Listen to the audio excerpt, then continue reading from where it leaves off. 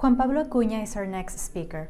He holds a master's degree in applied statistical methods. He specializes in using quantum computing and AI for research in HIV dynamics and antiretroviral therapy.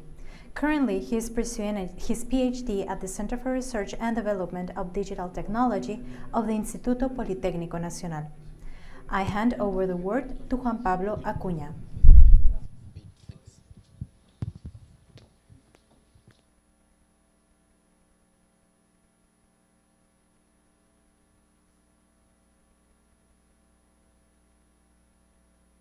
I'm Juan Acuña, and I'm working under the guidance of Dr. Moisés Sánchez and Dr. Montiel. And today we are going to be talking about the BQE for clinical biomarker classification as a hybrid quantum classical approach to HIV and TB co-infection and the drug resistance problem prediction.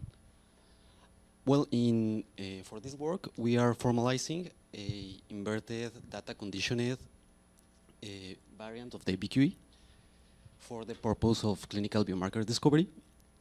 That is for a given patient encoded quantum state.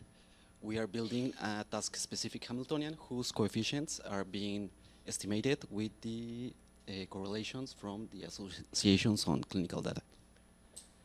And then we interpret the expectation values as a calibrated energy score for prognosis or monitoring treatment. And well, in our methodology, we are including the coefficient estimation, the ansatz specification by basis rotations, and the measuring of the terms of the Hamiltonian by committing groups in order to give a practical budget shot estimation. And well, then we evaluated our approach using public infectious data sets under severe class imbalance, which yielded consistent gains in the balance accuracy performance metrics in comparison to other more standard performance metrics. And well, with this approach, we are bridging Hamiltonian learning with clinical risk modeling in order to have offer a solution to the biomarker prioritization and decision support. Okay, well, before we dive into the technical aspects of the BQE, here we have the clinical context of the epidemiological burden of HIV in Mexico. Here we have the most recent data of the health department, and we can see that as for the second trimester of 2025, we have already over 900 cases reported.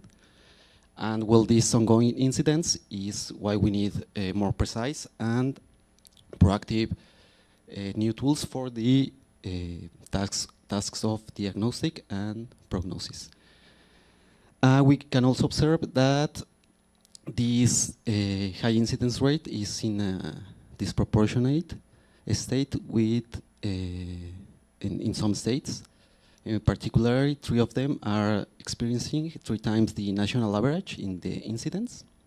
So this localized landscape, alongside with the problem of the HIV co-infection with TB and the emergence threat of the drug resistance problem, is what motivates us to explore the quantum approach to modeling, since tuberculosis is still the leading cause of killing people living with HIV. And well, this localized picture is a reflect of the global challenge that is being addressed under the Sustainable Development Goal towards eradication by 2030. And well, there are several research initiatives that are working towards this global goal. In particular, the National Institute of Allergy in the US is working around 4 major research networks for the eradication goal. They center around the testing the vaccine trials, the prevention trials, the maternal pediatric trials, and the clinical research group. So our study directly addresses one of these problems, that is proposing novel treatments to deal with the problem of co-infection with TB, and the drug resistance problem. And well, to really achieve the goal of eradication, we need to be moving from the classical approach towards a new quantum approach, since the classical models often are too slow, or they fail to capture the nonlinear disease dynamics. And well, they normally have this structure. We use several regression or classification models for give an estimate of the prediction. And then we have the standard loss functions, generally as some sort of averaging of the error.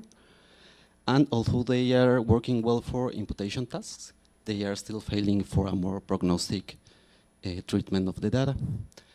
And here is where our quantum approach comes in place. We use the model from Peruso, and here we propose a loss function based on the blueprint of the physical system that we are observing, where we are calculating the empirical expectation value with a given trial Hamiltonian, that it's what we are going to be optimizing. And we compare it with the theoretical ground state of the system with these proposed Hamiltonians. And well, here is our contribution. Instead of varying the algorithm as traditionally done by moving the ansatz, we are going to be varying the parameters of the Hamiltonian terms using the betas. And we are feeding it with our clinical data using correlations from the features as the coefficients for the terms in the Hamiltonian.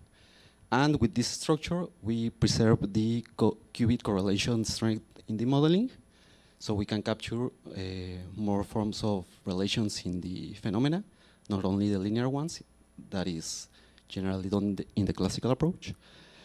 And this is going to be working well to make the predictions for the cases of the TB co-infection and drug resistance. Okay. And well, here we have where we acquire the data, and we also needed to do a lot of cleaning before the processing of the models, since our raw data has a lot of missing values. And this was also another motivation to use an alternative approach, since the classical models wouldn't be able to work with such unbalanced datasets. And well, we first condensated our info into competitive interactions as the mean standardized differences of the values of each record. And even with this complete information, we still see some of the problems that this data pose, especially in the tails of the distributions. They don't align well with the linear assumptions of the classical models. So we carried out a feature engineering process to have more informative measures about the phenomena. Okay.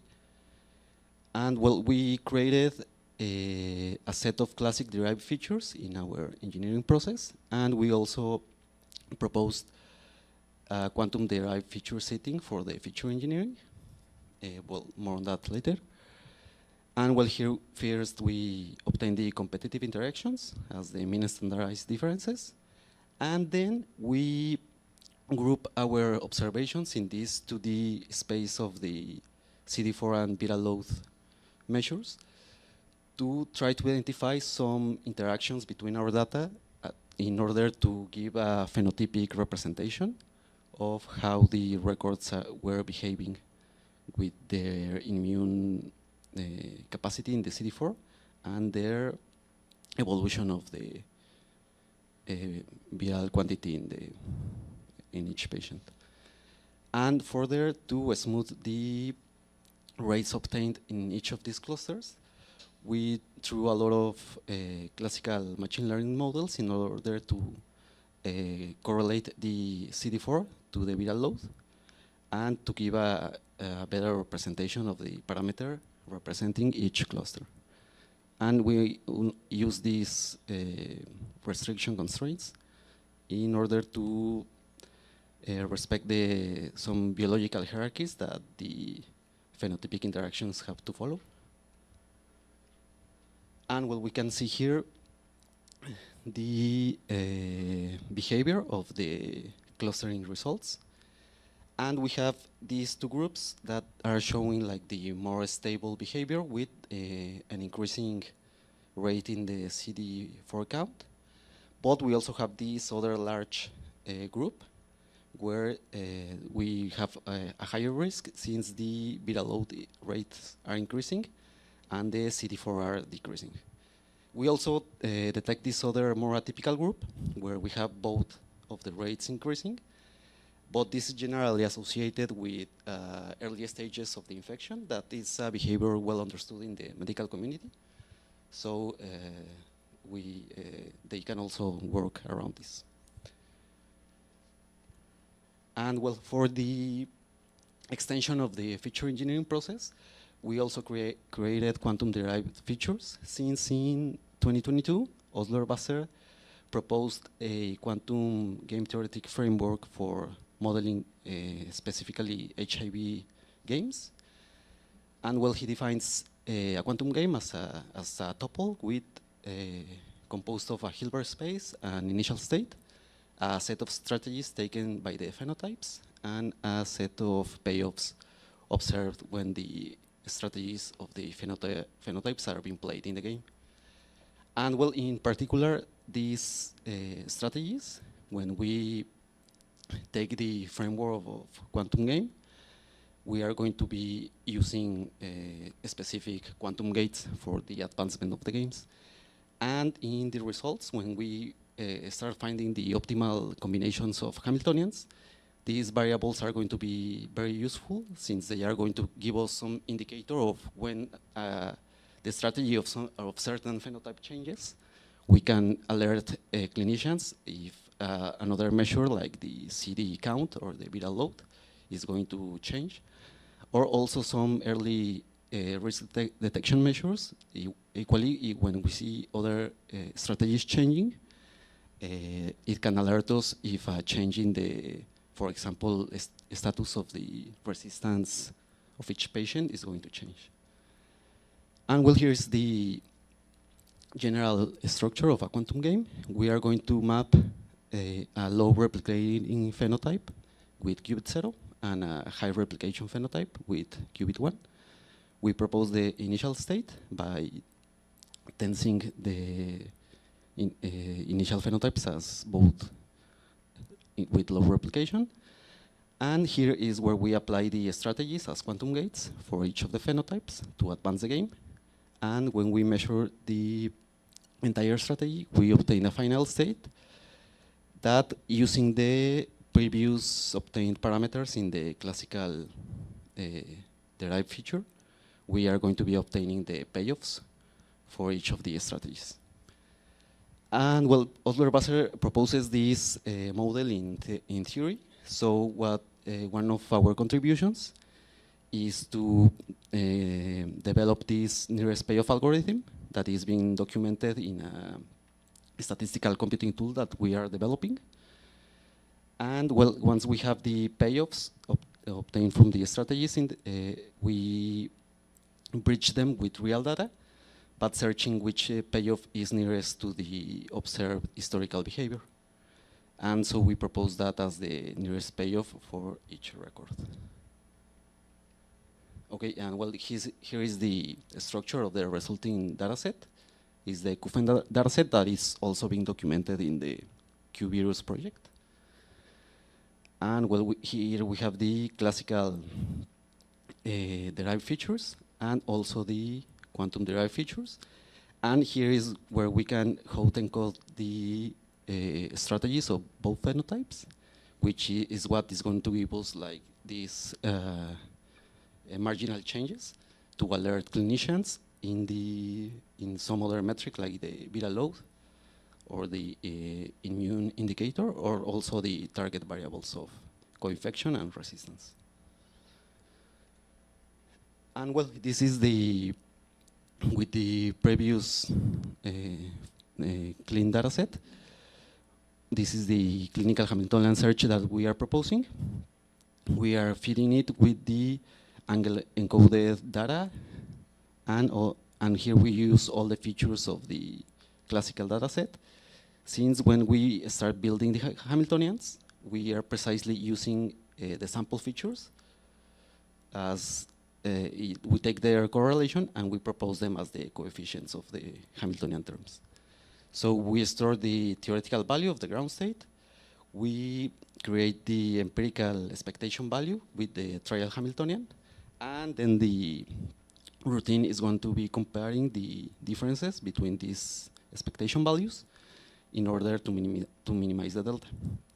And well, then the enters in a loop to find the minimal values, and we are going to obtain the optimal structure of Hamiltonian and also the features that are giving us this optimal structure. Here we can see like some example of the results that we can obtain, and we see that in almost every case, the quantum-derived features play an important role in the engineering process. So it's important that we have included that in the modeling. And for example, for the stable scenario, we can alert clinician if we see a change in the strategies taken for the second phenotype. We are going to see a marginal effect on the change of the immune indicator. And also for the co-infection scenario and for the resistance, we get the similar interpretations. And we also get, for example, in the stable case, an early detection measure, also via a quantum-derived feature and the change of the strategy of this phenotype. It can be by monitoring these two variables, we can alert clinicians for a change in the resistance status. And well, we also have the frequency of this set of feature combinations that we obtained, that they were not obtained at random. They preserve this convergence alongside all the realizations, so they can be trusted by the clinical decision making. And we also have the deltas reported to validate the robustness of the method. But well, these deltas were obtained using simulation. So if we want to deploy to real hardware, we need to provide a shot budget estimation using the formulas by Crawford to estimate the number of expected shots. And we set this precision target due to the current stages of the hardware in the NISQERA. It's a reasonable precision target. And here we can see the required shots that we will be needing. And since the coefficients represent the correlations, we have the magnitude of each coefficient, so we can make the allocation for the measuring of each of the terms in the Hamiltonian. Okay, and one of the, although the feature combination was one of the main contributions of the work, we also created this BQE-based classification rule that is more standard with the traditional modeling. So here we feed it with a complete target variable that we tested on the TB cases and the resistant cases. And we embed the clinical Hamiltonian search in the routine. And we take a scoring function to precisely build a loss function of how many of our predictions are going according to the target in the input. And we also update according to the minimum of the loss and the threshold that is giving us precisely the minimum. And in this case, we obtain as an output also the optimal structure of the Hamiltonian and the decision rule with the optimal threshold that is giving us the minimum loss. And well, here we have the classification results for the target of the resistance and the co-infection. And although the classical loss function showed some more promising results in the standard performance metrics, when we compare them with a more robust metric of balance accuracy between sensitivity and specificity, the performance performed poorly. But when we use a balanced loss function, we see that the metrics have a more stable behavior, and we are able to predict with nearly an 88% of confidence for the resistance problem. For the TB co-infection, it's a little lower, but well, we still obtain a robust metric for clinical decisions. Okay, so in conclusion, we are using Hamiltonians to enable personalized medicine through the analysis of the feature combinations. We can provide a measure of early risk detection. And well, this is important because for example, the resistance patients, this data is, for example, from Guerrero. And if they are detected with resistance to treatment, they have to be canalized to Mexico City. So there's a lot of costs involved there. So this tool could help to alleviate the costs in the health system. And well, it gives us this form of dimension reduction, and it makes it in a personalized way we can get the important features for each of the patients, and the main result of a high performance metric for the classification. And well, in our future work, we are currently working on a multi-qubit framework to be able to capture more complex correlations with more entanglement layers. And we are also scaling to more diverse data sets. There have been already also studies using the quantum approach in HIV to apply to the populational level. They also use clusters, and they also obtain good metrics for that level of the data. And this is more like a clinical cellular level, but we could also try with some more large data sets like omic representations for the disease. And one of some of the points that we are urging to include in our optimization is the structure for NISC execution in our simulations, so that when we deploy them to real hardware, we have the most precise picture of the noise involved. And well, in general, we are documenting our algorithms and the data that we are curating in the project QVirus that is disposable in the official repository of the R software. Here we have the reference for that we use for the feature engineering. And well, the work of Peruso is the main basis for the BQE. And we use the formulas of Crawford for the budget estimation for the shot.